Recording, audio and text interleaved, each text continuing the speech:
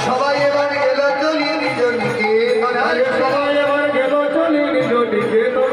দ্বাদশ গোপাল আরো যত বৈষ্ণবে যাও দ্বাদশ গোপাল আরো যত